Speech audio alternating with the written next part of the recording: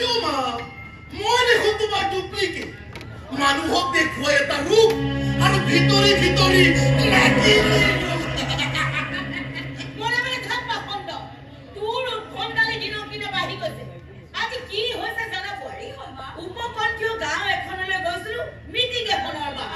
আচলতে মই চিক্ৰেটলি নিৰ্বাচনৰ প্ৰচাৰ চলাবলৈহে গৈছিল প্ৰচাৰটো চলাবই লাগিব ভোটাৰে এনে ভোট দিব নেকি সেইকাৰণে অঞ্চলটোৰ প্ৰভাৱশালী মাষ্টৰ সেই নীলকণ্ঠ চলিহাৰ ঘৰত আৰামত চকী পাৰি বহিলে নাই একেবাৰে